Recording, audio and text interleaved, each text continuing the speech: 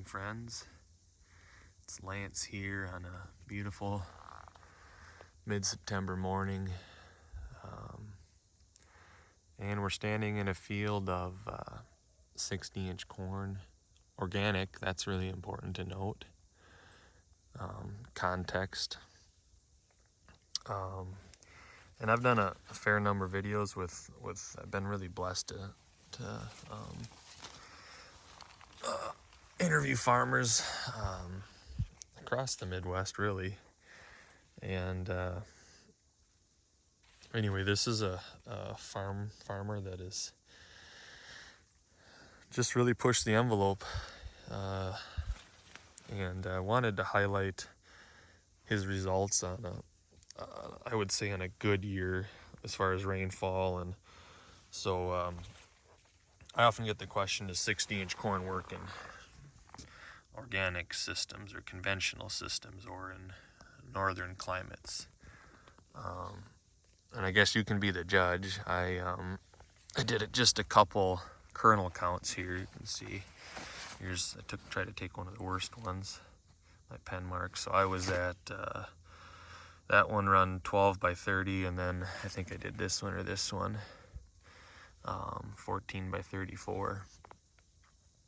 I don't recall the planting pop, but I pulled all those ears. Let's see, 2, 4, 6, 7, all right through here. Try to get as good of a representation.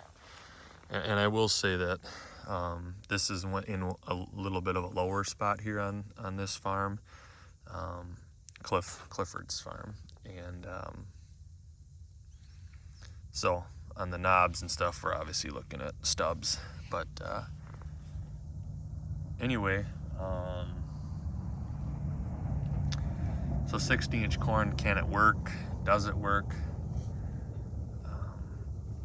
I guess you've got to be the judge. And my encouragement would be to try some. Dare to be different. Dare to do your own research, not just trust what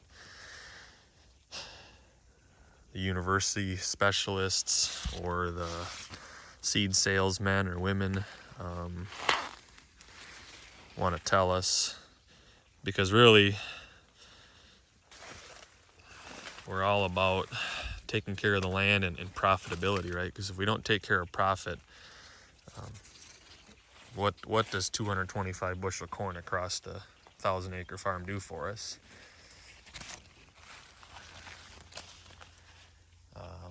Because on this farm there's no crop insurance. There's not that. So that's important. Subsidies not present. And so we're trying to, this is really an example of pushing the gate, right? And I've been, again, thankful to interview a number of farmers doing things all across the mostly Minnesota, Wisconsin, Iowa territory. But I'd encourage you to think about doing this. Try it. 5 acres in 2024, 5 acres on 2025, and 5 acres on 2026. And then when you do that, get in a group of farmers. Well, first of all, don't do it alone. That's some advice from a couple different mentors, Ray Archuleta and Gabe Brown and a couple others. But it's a good looking ear. So don't do it alone, but then also give it 3 years, because weather patterns and bog infestations, and then probably before you do it, get to a couple meetings or connect with, maybe the best thing is to connect with a couple guys that are doing it.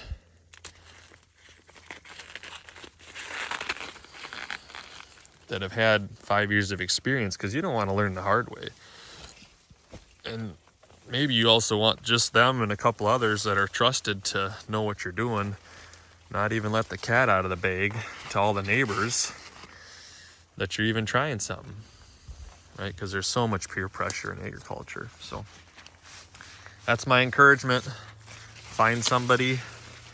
And the truck is coming back. I gotta get going, but I also wanted just to acknowledge that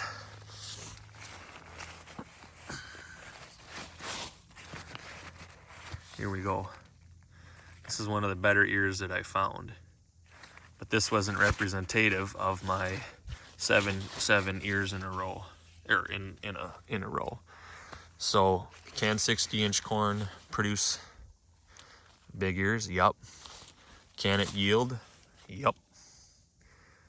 Can you do it organically? Yup. Can you do it conventionally? Yup. Can you do it in no tilling it into cereal rye or sod? Yup. What are your results going to be? Yup. Lots of yups this morning, but again, I'm going to leave you with a challenge and an opportunity to go out on a limb, right? And prove to yourself what you can do, and then pencil the heck out of it and find out what's best for your farm, your land, your context, because maybe this becomes the norm. Here on this farm, I think Cliff's done it 4 years in a row. It's done different biologicals as far as compost teas and extracts and in-furrow, and got the planter 16 row. Maybe it's a 12, I forget. I think it's 16.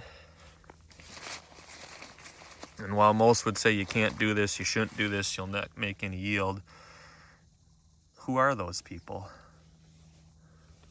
Are they your banker?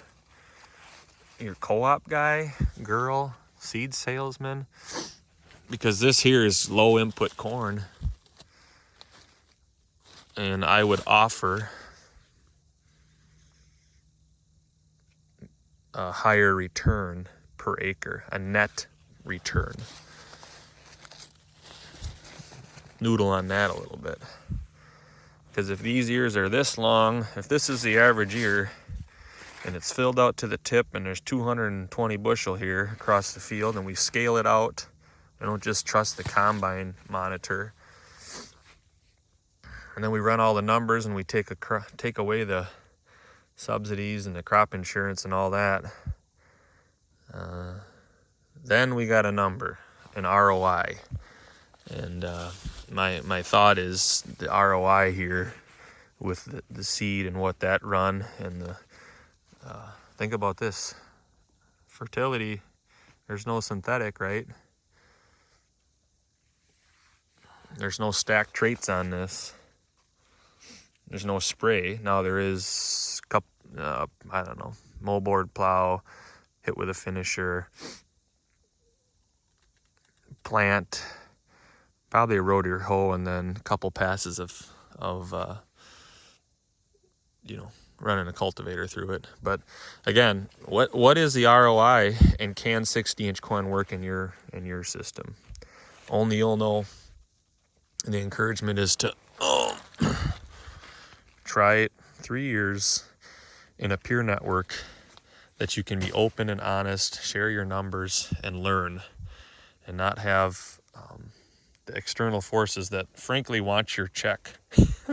They want your ka-ching, because they're running a business. And frankly, we all are, but as farmers, if we don't run our business, run it, learn for ourselves, we might not be farming very long. Or maybe it's better for us to rent the whole farm out to somebody else that wants to pay $150 to $350 an acre rent. So with that, Minnesota goodbye, 9 minutes. I encourage you, I challenge you to try something different for 2024. Thanks for joining us here from the St. Cloud area. And the truck is going again. I better get out there. So you guys have a good day. And we'll talk more soon.